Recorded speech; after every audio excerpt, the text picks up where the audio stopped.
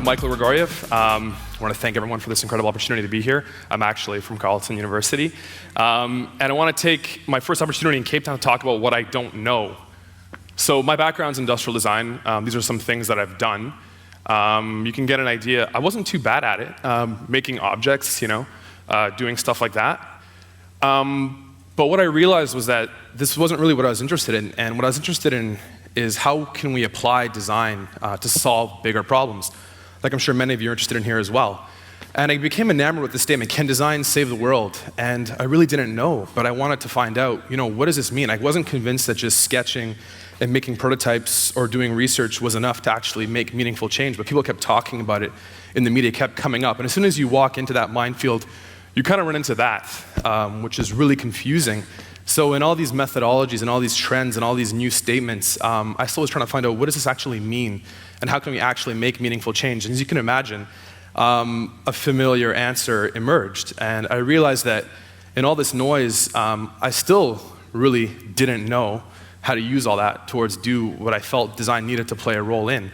But within all that complexity, I noticed that what it really comes down to is understanding people and making sense of information in its simplest form. And I realized that, who else is really good at understanding people and making sense of information?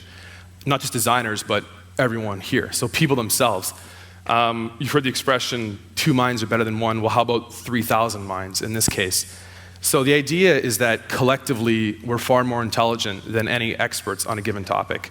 And the intelligence that's in this room, based on our diversity and our shared knowledge, is incredible. But the real problem is, what do we do with that, and how do we aggregate that knowledge towards tackling these meaningful problems? So where individual design experts can't do it, how can we as a group collectively begin to do that?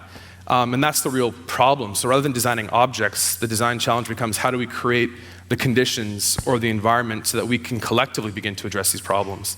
And what it means to design is that traditionally, you can imagine design process, something like that. But when we start talking about getting tons of people involved in the process, really you see that when you're doing research and when you're developing ideas, we're far better off using 3,000 minds in this case than a group of 2. And when it comes to tackling really important problems, it's irresponsible, I would say, to do that individually. And when design wants to get involved, we need to really get people. So participants, I learned some things, shockingly.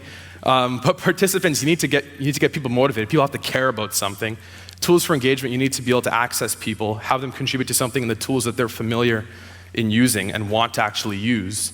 And also, not all projects are suitable for an approach like this. You're not going to design a table and have 3,000 people involved in the process. So you have to understand what conditions are good. There's still room for the lone designer expert, but for many problems, it's irresponsible to act individually. So thankfully, I was practicing what I preach, and I engaged with who I consider some of the leading figures in this space. So sustainable design, crowdsourcing, development, Ushahidi, for example, from Africa itself. And these are incredible people that shared tons of knowledge, and I was able to aggregate what they know, what they teach, and apply it to my research. Also, things like Hub, there's one in Johannesburg, one in Ottawa, where I'm from, and the Hub's an international co-working, a network of co-working spaces, as well as an online platform of 5,000 plus social entrepreneurs.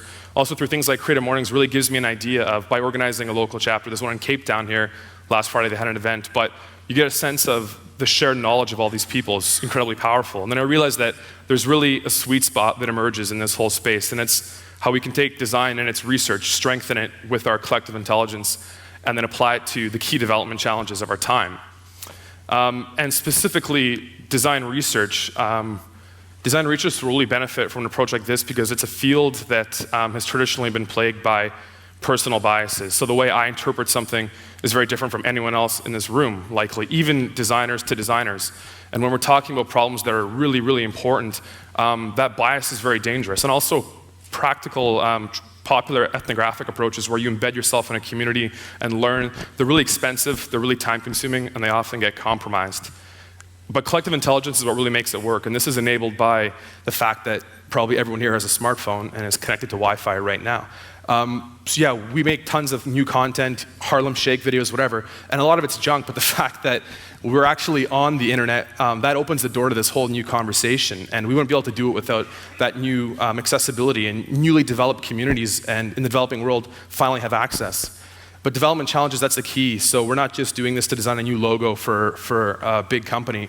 We had to tackle the biggest problems of our time, and we can only do it as a collective. So problems that are far too complex for any designer to fathom themselves need to be addressed this way. Now, back home in Canada where I'm from, we have a major social development challenge right now ourselves. It's a G8 nation, one of the wealthiest of the world, but there's a third world within Canada, and that's really in our Aboriginal communities, and they've had enough, and they're beginning to rise up, and they're getting involved in person. They're basically a tradition that is very rich in storytelling and knowledge, and they're feeling they're being underrepresented in society. So this movement was called Idle No More. It's beginning to spread around the world. You can look that hashtag up on Twitter. But people are taking to the streets and, as importantly, to social media to tell their stories and have their voices heard. And to me, this is where design has to not be afraid to tread. Right now, it's a big, messy, complicated problem. But by applying our design principles, we can make sense and identify opportunities for development within this. So I'm not Aboriginal, as you can probably tell. This is a culture I know very little about. But that can't be something that we're afraid of. I think design needs to start creating the conditions, tackle these types of problems, and really get engaged in making meaningful change. And this is no longer about, I can't necessarily embed myself in a community. I don't know enough about them. I can't really get involved. Now we have no more excuses because these people are already talking. They're already sharing. Design needs to interpret that and push it towards meaningful outcomes. And some guy named Socrates, I think, he had it pretty good when he said, the only true wisdom is in knowing you know nothing. I think that's really important for design to embrace. And oftentimes, as designers, our egos can get in the way of that. But we need to know that, for problems that we want to make meaningful change, we need to leverage the knowledge that already exists. So with that, I thank you for your time.